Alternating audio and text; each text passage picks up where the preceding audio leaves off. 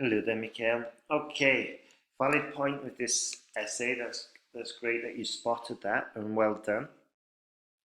And yeah, it's good to see that you're super sharp and spotting these things. So that's great. Keep this going, and you'll be doing well. Let's have a look. One second. Let's see. So, reading is almost universally perceived as one of the best forms for brain development. Good. Some people challenge this approach, suggesting that active options such as playing with a child are more useful than reading. Very good. This essay, referring to a Moscow State University study, will show why I totally support the idea of game superiority versus reading. What's game superiority? Okay, or maybe I totally support the idea that playing games is superior to reading, or playing games is superior versus reading. Okay, but most importantly, and this is an improvement, not a correction, so that's fantastic, is here. I totally is more for spoken English. We could say in academic English, I strongly support, or I wholly support. Okay. The major argument for a game being more useful is the fact that this is an active form of cognition. Okay, because this is the topic sentence, and it's the first sentence of the paragraph, it would be useful to say the major argument for a game being more useful or more valuable is probably more appropriate, more valuable than reading, okay, just to make it clear, is the fact that this is an active form of cognition. Good. While reading provides knowledge and information to a reader, playing with a child stimulates brains of participants to create new ideas. Okay, stimulates the brain of participants. Now let's see. Playing with a child stimulates the brains of participants to create new ideas. But the brains of participants, not new participants. I'm not clear what you mean here by the participants. Are we saying by parents? Anyway, I'll carry on. So participants. Playing with a child stimulates brains of participants to create new ideas. The recent psychological study, a recent, okay, I think would be better there. A recent psychological study of Moscow State University confirmed that people who read regularly are able to generate 25% less solutions on random problems within a certain time frame than those who played with their own children every day. Consequently, a game certainly is more useful for imagination development than such passive activity such as reading. Another improvement here between spoken English and academic English. Okay. Okay. So now, it's careful here.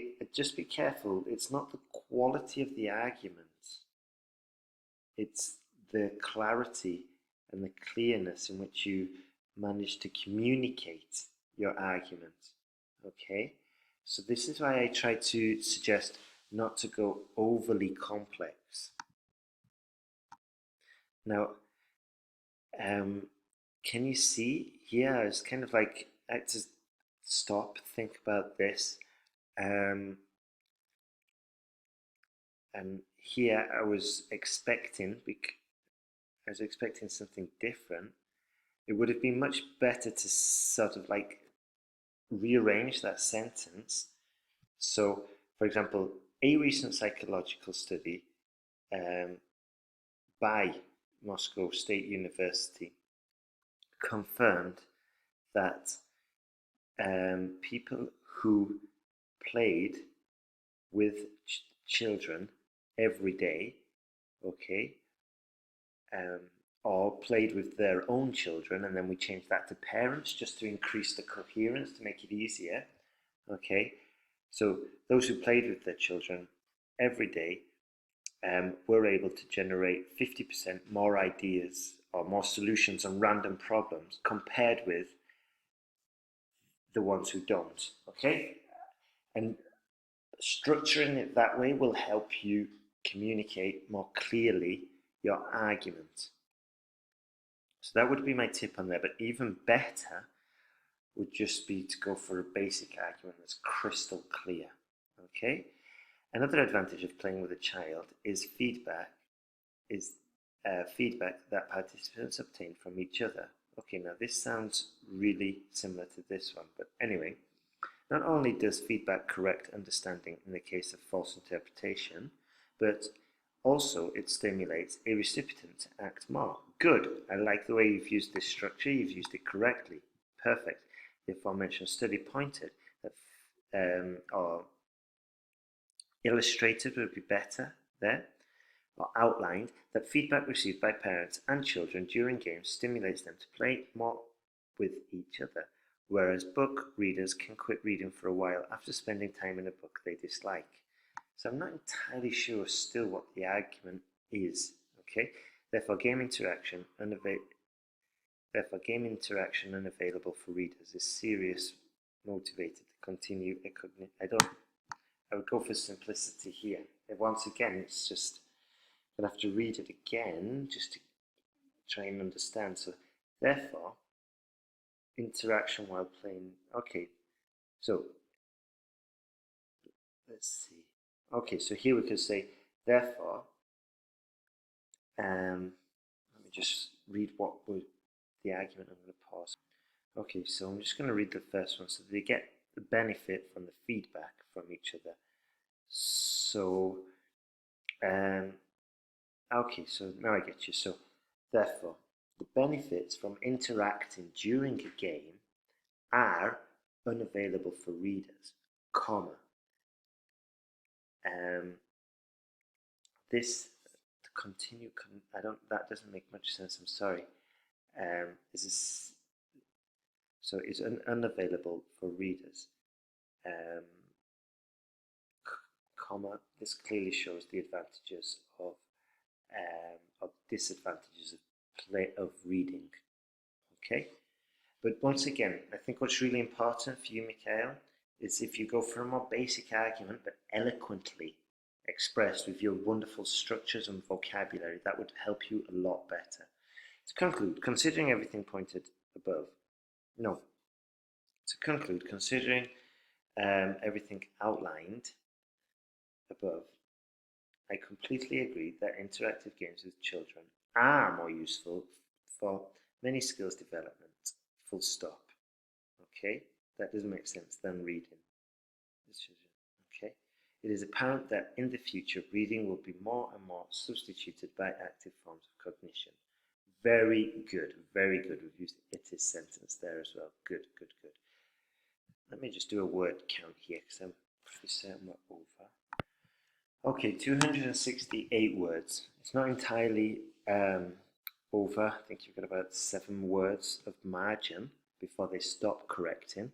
But it's better to write about 260, 250, and then the extra time that we save by writing the words, the word to the word limit, we use to check for mistakes. So one way we could have reduced the word count here would have been a briefer introduction, bearing in mind that we pick up the bulk of the points here in your body paragraphs. Okay, 2 sentences for your introduction and conclusion are fine. Current age of technologically sophisticated entertainments. No. The current age of technological sophisticated entertainment is deemed to increase borders between, increase distance would be better. Borders is okay, but distance is better. Between family members, locking individuals in front of computers. Okay.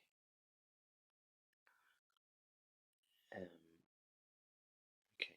Although recent inventions such as the internet and mobile phones at some extremes are responsible for the isolation of people, they offer a number of convenient and fast ways of communication. So here, I'd have just put full stop here because this last bit doesn't really make much sense. I don't know what the idea of the argument is. So we're increasing borders. Are we increasing the distance between family members? Or are we locking individuals in front of computers? I would have just gone for one concept. Once again, this is a topic sentence. We don't have to jump in with 2 feet, especially, it's not a topic sentence, but it's the first sentence of the essay, so we can be a bit light. Generally, the rule for paragraphs is from general to specific.